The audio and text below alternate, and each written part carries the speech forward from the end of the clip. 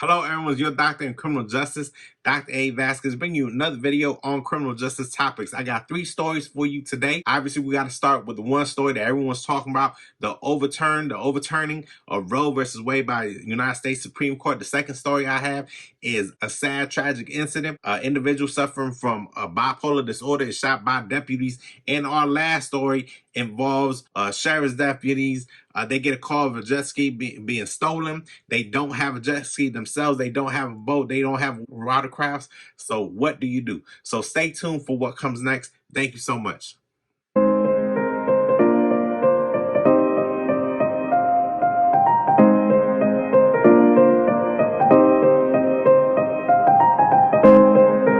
All right, welcome back, everybody. So today, Friday, June 24th, is a historic day. Today, the United States Supreme Court again overturned Roe versus Wade. So what does this mean? This means it gives states power to set whatever laws they want when it comes to abortion. So understand that this has been in place since 1973 that permitted the abortion for within the first 2 trimesters of the pregnancy. So one of the things I talk to my students about all the time is the issue we have is you have politicians, lawmakers, legislators, you have them here. You have the community here, right? These are the people that we service.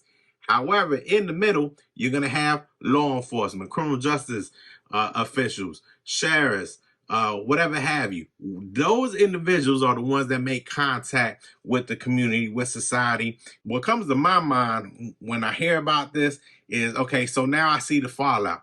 Okay, now I see protests. Now I see marches. Right now, I can turn on the news right now. I bet you there's people out there protesting. But those lawmakers, those legislators, those politicians, they're not on the front lines making contact. So who does that hate go to? The hate goes to the law enforcement. Now, another thing I want you to consider is there's already a lot of confusion on, what states are going to go pro-abortion, against abortion. Is projected that half of the states are going to outlaw abortion. So what do you do as a criminal justice professional? Let's just say you're a police officer on scene, you get a call to a clinic or something like that. How do you handle that disturbance? How do you handle that incident? If there's so much confusion at the top and animosity, and you as a police officer, you are supposed to have all the answers, I think not. Let me know what you think. Let me know what you think about the situation. Let me know what you think as far as the predicament that this puts law enforcement officials in.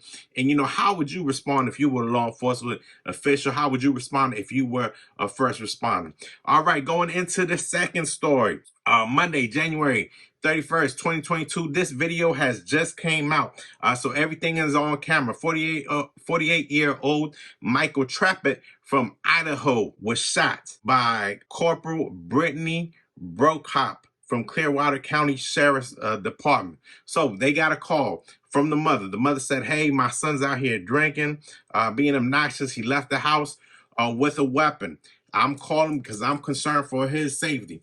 So the sheriff's deputies, they arrive, they do a search, and the individual's nowhere to be found. Once they're talking to the mother, they hear something. It is that individual. It is Michael. So there's a video out there. You can check it out. It's online. He starts making slurs towards them. Starts making some aggressive gestures, just profanity towards them, and daring them to approach him. So he starts to back away. He starts to go around the corner, and these deputies proceed to make contact with him. At a moment, within seconds, you could see Michael lifting up his hand, making a gesture that one could believe that would be considered a threat to an officer. That's when the individuals, 2 deputies, open up fire. And we don't know if Michael, he died on impact or shortly thereafter, but he did pass away. So this is always very challenging for officers, right? You're making split-second life decisions. That's what we're split-second life decisions. Understand that if you're an officer, you're on scene, you're the one that's going through the motions. It's your risk perception. Only you know what's going through your mind. Only you know what you perceive as a threat, right? If somebody else would present a knife or a weapon, how would another individual respond is totally irrelevant to boots on ground. You know what's going on, and so on. Then everyone likes the Monday morning quarterback. I will say this, because Michael suffered from bipolar disorder, he suffered from depression. Police officers are on the catch-22 situation. I say that because they are not counselors, They're not psychologists. They don't get the amount of training that you believe that they deserve or that they should get, right? So these counselors, psychiatrists, they go to schools for years to deal with these type of individuals. A police officer does not know how to treat someone that's suffering from bipolar, that's suffering from depression. One of the questions I have for you is, who should respond this? Should it be police officers? Should it be a medical staff? Should it be some medical practitioners? Because if they have an emergency, well, maybe someone should team up with these police officers so this type of incident and situation does not happen. Let me know what you think. Let me know if you've heard of a story like this. Is there a fix, or is this just one of those things that, it is how it is? All right, going into my last story, coming from Volusia County Sheriff's Office in Florida. So this happened Sunday, June 5th. The local authorities got a call that their jet ski had been stolen. They think they know the whereabouts of these individuals. However, they don't have a jet ski themselves. They don't have a boat themselves. So you got to think quick on your feet. What do? They go to individuals that do have a boat.